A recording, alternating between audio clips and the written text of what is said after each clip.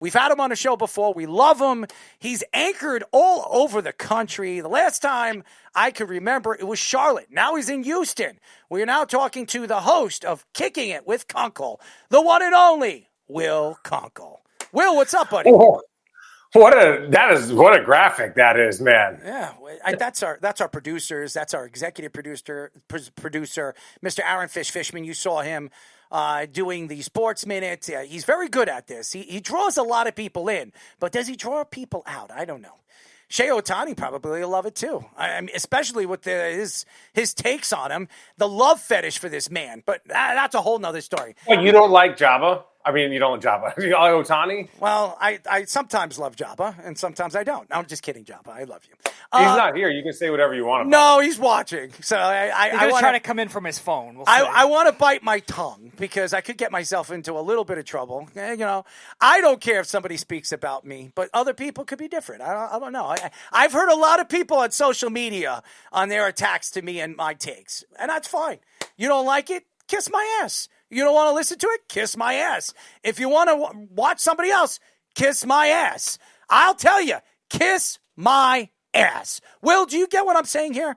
Could you remember that? I think you just want people to kiss your ass and not watch your show. I don't know a better way to get people involved. You're absolutely right. But no Joba, but we have Will Kunkel. We love him. Will, I want to get into some, sports with you. And you were over there in Carolina. And you obviously were anchoring for the Carolina Panthers. Did you ever think that this team was going to figure it out like they had this year? I think Canales has been. Have they? I'm sorry. Have they figured it out? Well, they have. They're better than the Jets. I don't know that's figuring it out. Thank you, Will. Thank you, Will. The goal isn't to not be the deuce of the week. If that's figuring it out. Thank you. I'm the deuce of the week because I'm actually a Jet fan and I can't stand the Jet fans. So that's why I have to say it because I can't stand them. Everybody and their mother has a podcast and every Jet fan watches these Jet broadcasters talk about this rubbish. They went from loving Aaron Glenn to hating Aaron Glenn in just a few weeks. Oh, he doesn't know what he's doing. He doesn't know this. He don't know. He's a deer in the headlights. They said that about Robert Saleh. They said about this guy. They said about Todd Bowles. Todd Bowles is winning with Baker Mayfield when he jumped from one team to another. And Todd Bowles is successful. It didn't work over there with the Jets. Come on, guys. Maybe it's just the Jet fans. They're a bunch of screw-ups. Organization. Like some organizations aren't built to have success. Some organizations can't develop a quarterback. Some organizations are just set up to fail from top to bottom. And the Jets are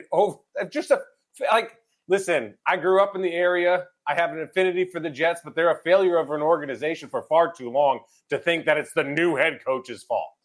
It's obviously not his fault. Well, I agree with you, but I listen to enough writers, and some of the writers, there are guys that stick up for Aaron Glenn, but most of them say, oh, he's deer in the headlights. He doesn't know what he's doing. He goes to the media. He stands there. He doesn't know how to answer the question. I'm standing there, Will. You're standing there. You're a media guy. You're standing there. You're a head coach, and you just got done with a game. You know what the problem is, but you don't want to say it because you don't want to throw any of your players under the bus, and they're beating you up. They're beating you up. Why doesn't your quarterback make completions? Why doesn't your quarterback run out of the pocket when he should run out of the pocket? Why didn't he make a run and throw on the run? Why doesn't he do this? Why doesn't he do that? These guys think they know more than the coach does, and the coach wants to say, listen, we have a good quarterback. We believe in Justin Fields. It's just he didn't have a good day, and we'll go back to the drawing board and we'll figure things out. That's what a normal coach would say. That's what Dan Campbell would say. That's what a lot of these emphasizing coaches would say. Bill Belichick would say nothing. You'd be like, yeah, so.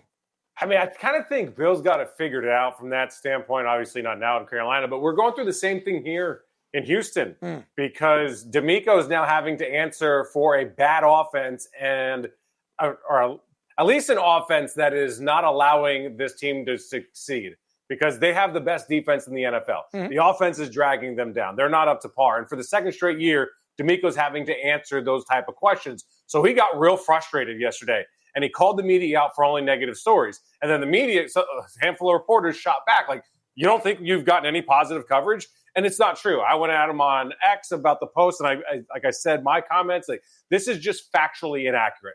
We rave about the defense. We've raved about him changing the culture. But at the end of the day, here's the problem. The story isn't what we're making it. The story is what your team is doing.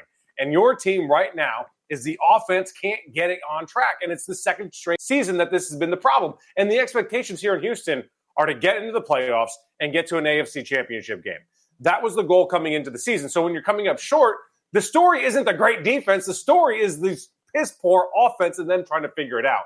So it's like that same kind of situation where 𝐷eMeco doesn't want to put anybody under the bus, yet we all know the problems, but he won't say it. So then you kind of have this like give and pull and take and just kind of like a fight eventually is what it happened to. There was more off camera. Like Aaron Glenn can't say what he wants to say. The reporters know what he's saying is BS. Glenn's not lying, but at some point, something's got to give with, dude, like, tell the truth of what's happening here, because and that's when you get the offseason. Like last year, for instance, Bobby Slowik, the OC, was a problem. He was not very good, and 𝐷eMeco said he trusted in him. He had full capability to get this offense on track. Said the same thing about the offensive line. We all saw that the OC and the offensive line were inept. And then in the offseason, that's when you get your truths. Half the offensive line is gone, and Bobby Slowik is fired. So, like, we all knew it. We're not just being negative. You thought the same damn thing. So here we are, and we're doing the same song and dance. And that's where Aaron Glenn is having to answer the same questions week in and week out, but he also has to keep the locker room from not collapsing on itself. I think the problem right now is completely different for both teams. The Jets defense is not playing up to par, as we all know, and the Texans defense is playing great. I think the problem with the Texans is 𝐿aramie Tunsil. Why didn't you bring 𝐿aramie Tunsil back? Why? Because he was a bad leader. He was not the guy you wanted in that room. But that's probably true. But when he was there, that offense was flourishing. They were playing well. And they weren't last year. They weren't good last year. They were good 2 years ago. CJ's rookie season. Last year, it was a mess last year. And the problem is 𝐿aramie loves to be a very, very good, an elite pass blocker. That's how he gets paid. You know, there's a reporter here that says the happiest he's seen 𝐿aramie Tunsil and the most he's talked to the media is when he signs his extensions. And he never talked to the media when the things were going poorly. And he was getting a whole bunch of pre-snap penalties. The offensive line was giving up sacks at a historical rate. And 𝐿aramie Tunsil never spoke to the media on camera. And it sounds like, oh, media guy, you want him to talk. But no, you know why he needs to talk? He needs to talk so the other guys don't have to. You're the captain. You're the quote-unquote leader. You have to talk so the other guys don't have to.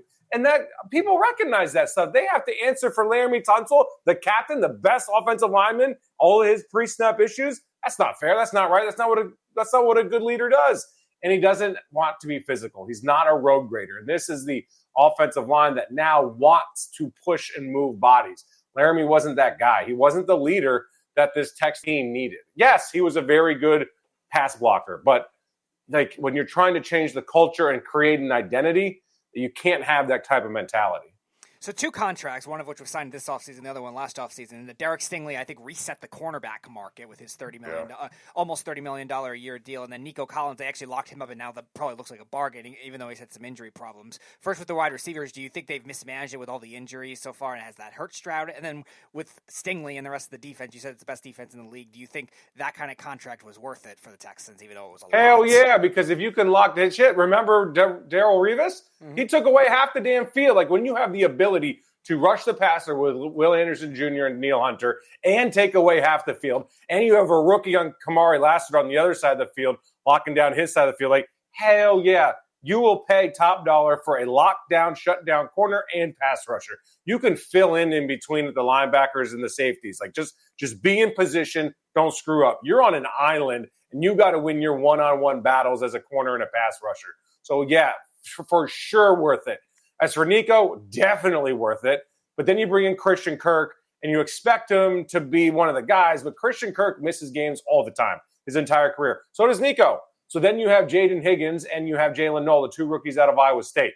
Are you going to rely on rookies? Then you don't have Joe Mixon. So now you have Woody Marks back there, another rookie. And now you have Nick Chubb trying to come back from that knee injury. So there's a whole lot of like, if this, then okay. If that, then we're good. If there's just so many ifs. And when you start playing that game at the NFL level, Major League Baseball level, it's just listen, man, you know what it is, and you're really hoping for a lot of hope. Sounds like New York sports. There's a lot of ifs, but no answers. And, another thing that's wrong, a difference with, like, the Houston Texans had real, legit expectations. They've been in the playoffs, and they were legit. They wanted to go a step further than last year when they lost to the Chiefs. It was a close game in the playoffs. The Jets are all pissed off for what? Like, what were the expectations? To be good? Like, jokes aside.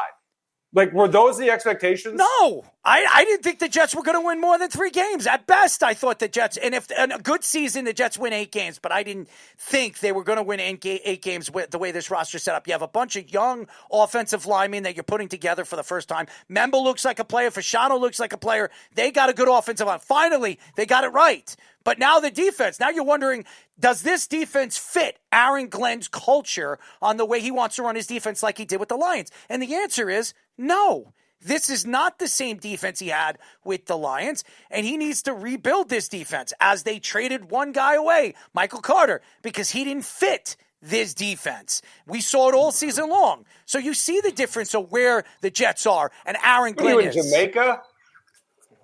I wish. No, you don't. Damn, bro. He's sitting in his car. Power. He's sitting in his car. Yeah, I feel like sometimes when we get guests on, this is now I'm on the other side of the fence right now.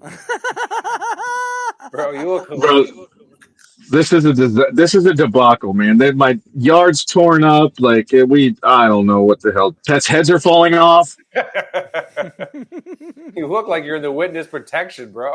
Damn. Hey, you never know. You're in one of those documentaries where we got to change your voice and shit. The Chamberlain household. By the way, we are talking to the host of Kicking It with Kunkel, our friend Will Kunkel. He's fantastic. He works over out in Houston now. He works with the Houston Rockets. He works with the Houston Texans. He's doing big things over there in Houston, and he's getting to deal with that heat. I don't know if it's hot over there, but it's definitely nice over here. I like the weather over here. Will, I look at the position that the New York Jets and the New York Giants are, and you saw the Giants fans were so happy about 𝐃𝐨𝐧'𝐭. He goes down this past week. And then Jackson Dart, you watch these guys. They're young. They're talented. They have something in the future. And then you saw 𝐃𝐨𝐧'𝐭, the injury he had. And I called it. He plays hard as he does. And I know it's a freak accident, but to see something like that and just right in front of your eyes, see one of your best players go down the way he did, to me, it's demoralizing. It completely takes everything out of the argument and the take of where the Giants could be in the future. What do you think this team is? Do you think 𝐃𝐨𝐧'𝐭 can come back from an injury like that? And do you think... Yeah, that's fine. That's a fine injury to come back today. The injury, I know exactly what you're talking about. Last year, I witnessed it right in front of me with Tank Dell. His knee exploded. Dislocated knee, torn ACL, MCL, all the CLs, everything. Dislocated it, the worst. And this was actually the same injury that Cecil Shorts III had when he was playing and ended his career. So the question is, can Tank come back from that? So that demoralization, that's what CJ Stroud was on the field crying afterwards, seeing his brother. Some of these teams get real tight, real close. 𝐃𝐨𝐧'𝐭, Jackson Dart coming in together. These boys get really tight. Then they become the entire energy of the team. The team was feeding off their young energy. They were feeding off the culture that they had. It was kind of reminding me when Brian Dable came over and Saquon Barkley came in and they went for that 2. And that changed. They used that momentum the entire season. And then now this happens to Cam is brutal. As for Jackson, I don't know what y'all think, but he plays so much off schedule and plays so much backyard football. And then when it works, it's fucking awesome. And when it doesn't, I'm telling y'all, it's going to explode. His style on the field reminds me of Johnny Manziel. You can't maintain it. You've got to rein it in. He's got to play in a structure. He can't play the way he's been playing long-term in the NFL. So I want to ask about the NBA betting scandal that's been going on recently with all these names that are being dropped down. Obviously, there could be investigations. Wrote a great story, by the way. Yes. You got to check it out on our website. It's a great story. Obviously, Chauncey Billups and Damon Jones and others and Rozier being the big names that were caught. There was connections with LeBron. There was connections with Tyronn Lue, allegedly. What is your thoughts on how everything has gone down and how really betting has impacted sports? So just to take the opposite side of what a lot of people are saying, legalized gambling across the country will help catch this stuff. because then you can monitor it. Because then DraftKings and FanDuel and MGM and all these boys, they flag these bets. That's how they get caught. If for anyone that thought that this wasn't happening when betting was quote unquote illegal, like kick rocks, dude. We've seen all the point shaving scandals. This has happened for a long time, going back all the way to 1917 with the Black Sox. This has happened forever. Now we're being able to see it, control it. And now, of course, it's into pop culture. Like everybody knows who these people are. So it feels that much bigger. This has been going on for a long time, man. So one, legalize it federally. Two, put all these bums' asses in jail. They're stealing money. They're stealing millions of dollars from people. I thought it was interesting. The FBI director, Kash Patel, when he got up there, was saying, I know this is going to be unpopular with a lot of people. Like, bro, I don't think you're right about that. I think a lot of people want these dudes behind bars because whether you're betting $20 on a prop or 10 grand, your money's getting yanked from you because a dude's cheating you. Like, you're getting cheated. People want to see these dudes absolutely thrown in jail. Oh, I absolutely agree with you. And that's the crazy thing with sports. I think DraftKings and FanDuel and all that stuff, it's good for business. As you heard Adam Silver come out and say numerous amount of times, because Adam Silver was the only commissioner when it was becoming legalized around the country that didn't accept it. He didn't want legalized gambling. He was the only commissioner. Rob Manfred, Goodell, they all wanted it. Bettman, they all wanted it. The one that didn't want it was Adam Silver. Now you're seeing it, and it's coming up, and it's been a big problem. And we're trying to get Tim Donaghy on the show because he's doing his jump from one show to another, and he's come up, and he's taking shots at David Stern because David Stern was the one that dropped the hammer on him and practically threw him to the wolves and not the other guys that were doing it. He said there were a lot more people involved in those betting and all the different things that were going on in the games, but they blamed it on him. They kicked him out of the league. They kicked him away and threw him to the wolves. There are a lot of other guys, I believe, are a part of this story that are big names that the NBA is going to protect. Is the NBA actually going to come out and throw them to the wolves? Because I'll tell you this, Shohei Ohtani is not innocent. He is not innocent. Bro, the NBA cleared Terry Rozier. Major League Baseball cleared Ohtani. Yes. Oh. Mm-hmm. Okay. Like, no freaking way, dude. Don't buy it for a second here. 100%. This goes, and people are nervous as shit. They're not sleeping for the next several months because they're not, like the FBI, the government, they're not putting their thumb down on the mafia. Those boys won't talk. They're ready to go to jail for their families. Billups, Damon Jones, like they want to go to prison for this? Hell no. They're going to talk in a second. They're going to put their thumb down on them, and it's all going to come gushing out of that grave. And we knew the mafia was, if there is anything with sports betting, the mafia has been doing this for years. I mentioned Goodfellas. Those guys were killing people and stealing from people. How did they get caught? Sports betting. Anybody that knows the story about Goodfellas, it was sports betting. It was a college basketball game is why they got caught. That's the truth. I'm telling you, the FBI, go look back. They did a 20 for, I think it was 30 for 30 on the Goodfellas story and sports betting. So I know everybody's going to sit here and say, well, sports betting is evil. It shouldn't be allowed here in the United States. Well, guess what? It's only going to get worse. It's only going to get bigger. Just like marijuana and selling marijuana here is legalized. It's going to be legalized in every single state eventually. Why? Because they can tax on it. They can make money on it. The government can make a ton of money on it. It's all about money. Business. I'm telling you right now, sports is not about the game. It's not about winning. It's about money. How much money can I make? There's only very few people, and you know this, Will. There are only a few athletes that have taken less money to win championships. We know one of them, Tom Brady. We know one of them. There are guys that do that. Very rare. Usually these athletes want as much as they possibly can because they don't care about winning. They care about what they can do for their families, what they can do for themselves. That's all they care about. Yeah, it's crazy. Like, you see Terry Rozier's earned $100 million. Like, well, how much was he possibly making? He was making a handful of six figures. Not obviously, it's a lot of money to us, like to break in $200,000 on a bet. But is that worth it? Is that worth it? I'm curious to see what happens with the player props. I think there's a legitimate discussion to see if player props stick around especially in basketball, because you're so easily manipulated. You can just, like he did, check out. I'm good. I got an ankle sprain. And in the culture like basketball, where these guys take load management and they don't play hard and they it's a super lazy approach to the regular season, and then they turn it on for the playoffs. Like, you couldn't get away with this in football. You couldn't get away with it really in baseball because it's such a one-on-one game. I mean, you could get away with it in baseball, obviously, but it's less so because it's very clear. I just worry about the player props being taken off the boards for everybody in basketball.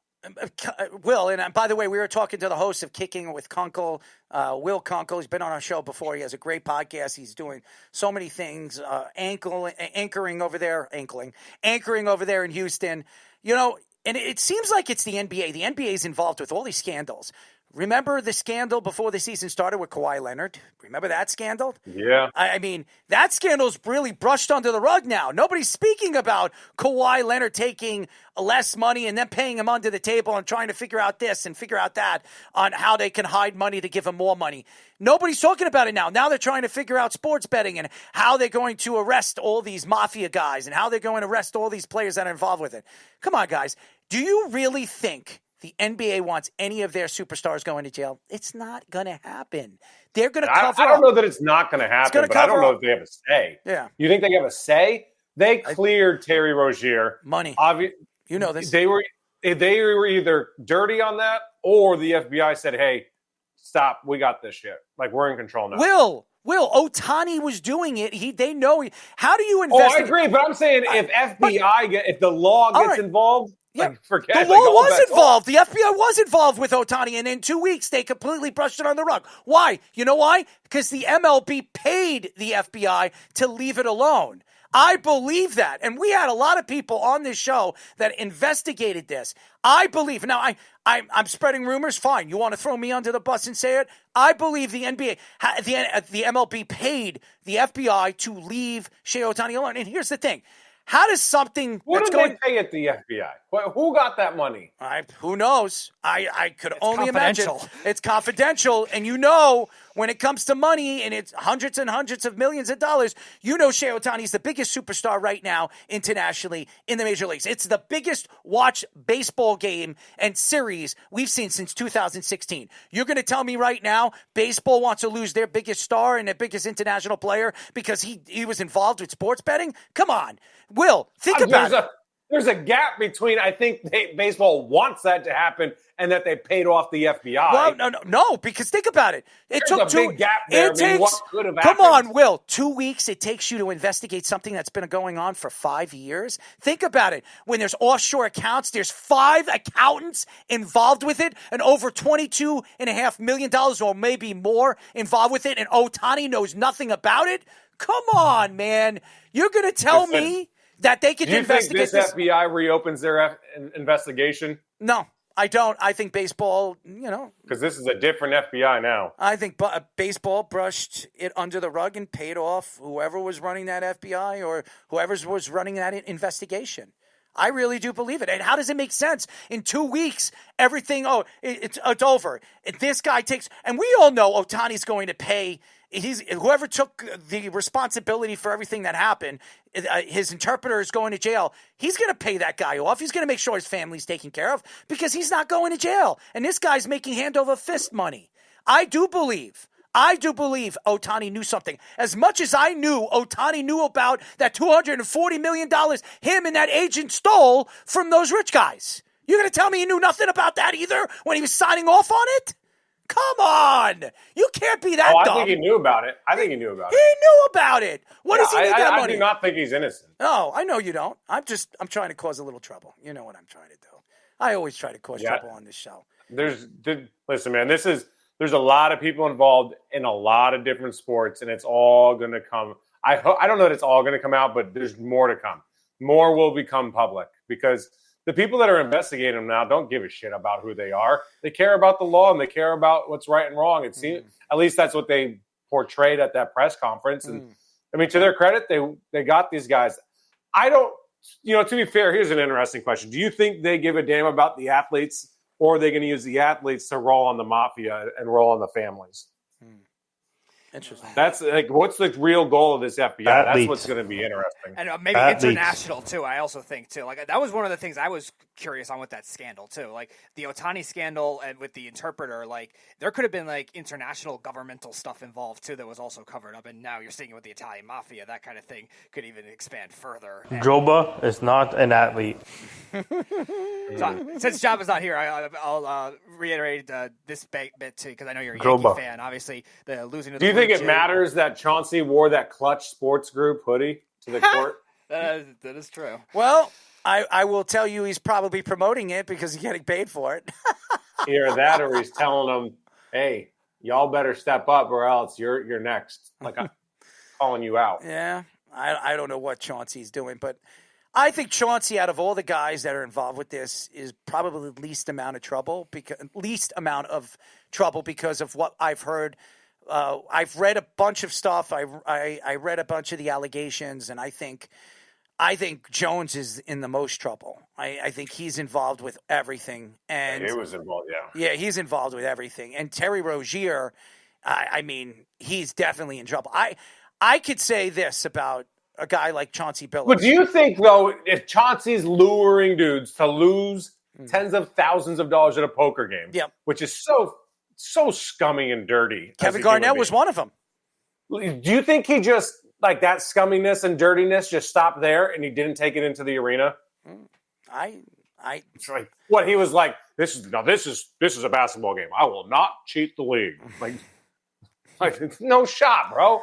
I just think it's funny when you try to talk and you're trying to find ways to attack it and sit back and wonder if this is the way I should attack it or this is the way I should throw Chauncey Billups on the rug, because I love Chauncey Billups as a player. I've heard very good things about him as a person and as a personality off air. But when you think about this in this story, and you brought up tens of thousands, how about tens of millions of dollars? Yeah, like however much, like tens of thousands of dollars, like per hand or whatever they're gambling. Tens of millions of dollars. It's so dirty, dude. It's so dirty. I mean, that's just like robbing a bank, if you think about it. Yeah, but you're robbing a family. Like, you're robbing a human being individually. Yeah. At least the bank has an FDIC insured. I mean, my God. These scumbags are taking it from human beings that are like, you know what the sad part is that they're using Billups's fame to lure them in from guys that want to play with someone cool. It's like you lure someone to the cool table at lunch and then pour, pudding and shit all over them. I like that. It's like, all right, cool, analogy. dude. Like, you're the man. Pudding and shit. You heard it from Will Kunkel. I like the pudding. That is I a don't know good about this analogy. shit. Speedy, you can take this shit on your face. I'll take the pudding. I'd rather go that He's like, way. oh, Doyle rules. Oh, Doyle Like, way to go, rules. bud. Yes. Billy Madison. We love that movie. Before we let you go, man, because I got to get this out of you, man. And I saw your interview with Joba, as we say. Joba. As he's back. Joba. Yay! He's got his internet. Where are you right over there? You're at a library? We're getting closer. So my question to you is, you had Joba on the show. Why didn't you have Speedy on the show? Why didn't you have me on the show? I'll tell you what I tell everybody. Invites are earned, not given, fellas. Ooh, I like it. You hear that, Joba? What? Hold on, I can't hear you. I like it. All right. Look at that pad. Look at that. I mean, Can you guys admit that the Blue Jays are everything that we want the Yankees to be in the way they play the game? yes, but you want to know something? I'm the only one that picked the Blue Jays to win this series, so I'm just telling you. I'm the only one. They remind me of the 2015 Royals. Like, they go top to bottom. Everyone's got a role. There's 2-strike approaches. They play defense. Like, not everyone's trying to bop the damn thing out of the yard.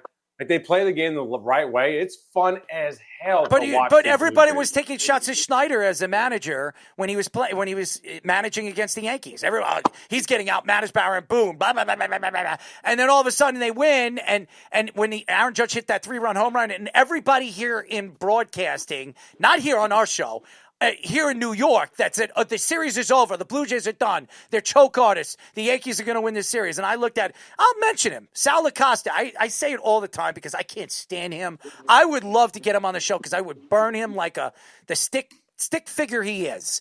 He is a guy that doesn't understand the way baseball is played. One game is one game.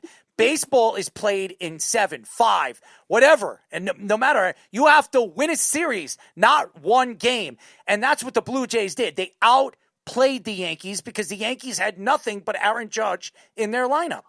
That's the facts. And they're starting pitching, Max Fried, and all those other guys that they had that they spent all that money, they didn't show up in the most important part of a series, and that's win a game when they needed to. Rodon stinks, by the way. Absolutely horrible. Yeah, you got to be consistent. Like, we're in football season.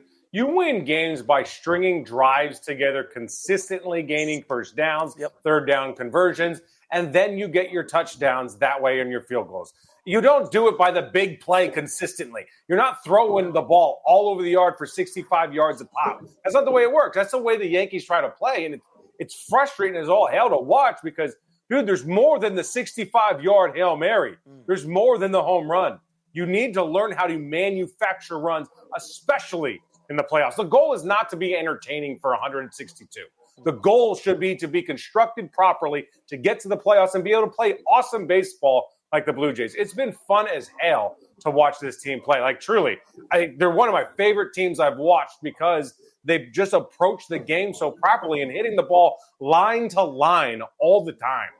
Will, the only thing I'm loving right now in this series is, and I'll say it, Don Mattingly winning his first ring. That's what I want to see. I want to see Donnie Baseball win his first ring. That's it. Joba, you're finally in. Is everything okay over there? Yeah, supposedly should be hopefully up here running soon. What a disaster. This is, I don't even know what to say at this point. It is, I don't know. It's a tough one right now, boys. I'm taking it personally. I hate technology. We're here. Yeah, I didn't know what else to say at that point. So I'm like, I got the biggest booster and now I got an extra one. So they're closing shop up right now. I'm still on my phone, so fingers crossed we don't have to deal with this much longer.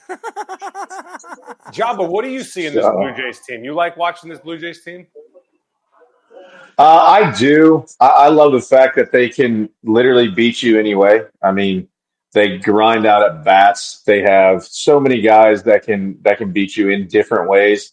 Obviously, we're seeing Vlad become a superstar in front of our eyes because a lot of people don't get to see him in the way they know the name, obviously, but they don't get to see, the things, just the little things that he does, being able to the play that he made, getting the guy out of there, getting off the bag, coming to get the ball, cutting down the distance, throwing it to first, or throwing to third, and then being able to score from first. And the way he slid in home plate, just those little things, how he got his hand in before he actually crossed the plate and being able to avoid those things.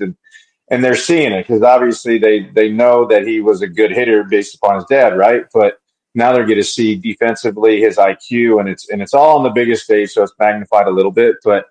And then just the guys, the Clements and the Lukes, just the guys that put together at bats. That one inning when they scored 6 was that game 2. They didn't swing and miss at a 0-2 pitch, and that just they all bought in, and you're kind of seeing it, and it's been fun to watch because you don't know how they're going to beat you. They're going to have to score runs, and that's just the name of the game, obviously. But watching those guys step up, and these young kids, Savage started in A-ball, and it's really cool to see. Will it hold up? It's going to be tough for the Dodgers because playing in Toronto is a tough win, as we've seen all year with guys and the way that they do it. So. Canada could be hopping here soon. Bro, that's going to be I think that was the best thing that they won, so they go back to Toronto so we can see that atmosphere. But watching the Blue Jays, man, makes me romantic about baseball again because it's just so awesome the way they play.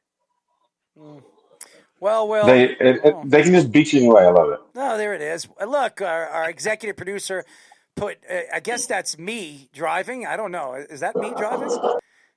Driving in an English car, by the way. I guess. I mean, O'Doyle rules, and there's Will You're in the London back. on that. You're driving on the wrong side. Yeah, I figured. Does London have cliffs like that, though? I guess that's Speedy over there, and that's Will in the back, and me driving. Anyways. Quick fingers. Yeah. There's a lot of fingers. Hopefully, it's not in somewhere else, if you know what I mean. Oh, hello. Anyways, Will, we really appreciate your time, man. And, the earn thing, I like that. I might have to use that for everybody else. Joba, I love you. Anyways, Will, why don't you tell the fans how they can find your wonderful podcast? Man, you guys can find me on YouTube, Kicking It with 𝐿𝐵𝐿. Got an episode on there with Joba. And then, of course, find me on TikTok, X, Instagram, Facebook. Just type in 𝐿𝐵𝐿, 𝐾UNKEL. You guys are awesome. I appreciate y'all letting me come on here and bullshit again. We love you, man, and keep up the good work. And does this upset you? The 𝐿𝐵𝐿 touchdown against the Patriots? No, it doesn't. It makes them happy. It doesn't make me happy. It makes them happy. They're all Giant fans. I think that was my favorite Super Bowl of all time. Yeah? And how about him shooting himself in his leg? Does that make you happy?